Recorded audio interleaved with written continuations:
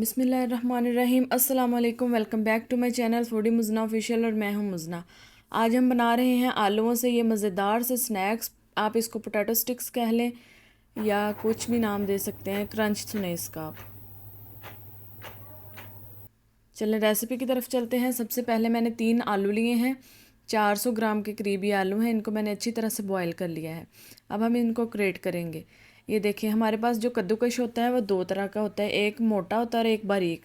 इसको हम बारीक साइड से ग्रेट करेंगे क्योंकि हमें बिल्कुल फाइनली चॉप्ड चाहिए। हमें कोई भी इसके अंदर कोई भी दानेदार पार्टिकल नहीं चाहिए इसके अंदर हमें, इसलिए हम इसको अच्छी तरह से मैश कर लेंगे। इस तरह से कद्दूकश करने के बाद हम इसको थोड़ा सा देखेंगे कि इसके अंदर कोई मोटा आलू का पीस तो नहीं है, फिर उसको भी हम अच्छी तरह से पीस लेंगे। ये मैंने 2 लहसुन की कलियाँ ली हैं, गार्लिक क्लोव्स।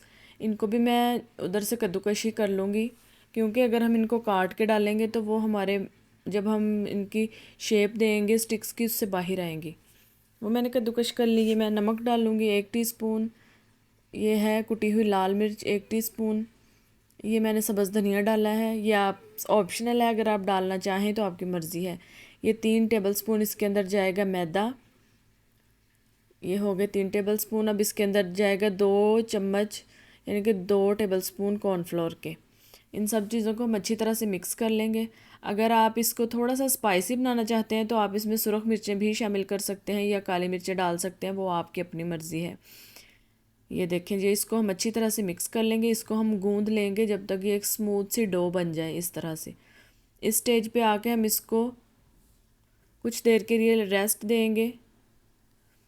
ये अब मैं जहाँ पे मुझे ये बेलना है वहाँ पे मैदा स्प्रिंकल कर लूँगी। ये देखें जी, ये डो मैंने इधर रख ली है। अब इसके ऊपर भी थोड़ा सा मैदा डालेंगे। इसको मैं अच्छी तरह से बेल लूँगी। आपने इसको ज़्यादा पतला भी नहीं करना और बहुत ज़्यादा मोटा भी नहीं होना चाहिए। ये पहले एक साइड से हल्के हाथ से बेल लेंगे, फिर हम इसको उलट लेंगे और इसकी दूसरी साइड भी हल्के हाथ से हम बेल के थोड़ा सा और इसको फ्लैट कर लेंगे। मैं आपको इसकी थिकनेस चेक करवाती हूँ। ये इतना मोटा होना चाहिए। ये देखें, ये ज़्यादा बारीक नहीं है और ना बहुत ज़्यादा मोटा है। अब यहाँ पे आप इसको जो भी शेप देना चाहें दे लें। क्यों मुझे क्योंकि पोटैटो स्टिक्स की शेप देनी है तो मैं इसके कॉर्नर्स काट लूँगी साइड्स, और इनको मैं वेस्ट नहीं करूँगी। इसके बाद में हम दोबारा इसको यूज़ कर लेंगे, इनकी कोई और शेप दे लेंगे। ये इस तरह से मैंने इसके साइड्स काट दी हैं। अब हम इनको पोटैटो स्टिक्स की शेप देंगे। ये देखिए जी, इस तरह से आपने अपनी मर्ज़ी से इसकी लंबाई रख लेनी है जितना साइज़ आपको पसंद है।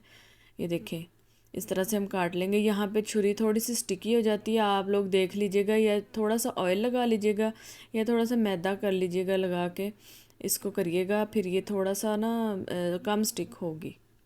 ये देखें, इस तरह से हमारी सारी स्टिक्स कट गई हैं। अब हम इसको फ्राई करेंगे। ये मैंने ज़्यादा बिल्कुल फुल हॉट ऑयल में नहीं डाला, ये मीडियम सा गर्म था तेल, इसमें मैंने डाला है क्योंकि जब हम ज़्यादा गर्म तेल में डालेंगे तो ये एकदम से जल जाएंगी।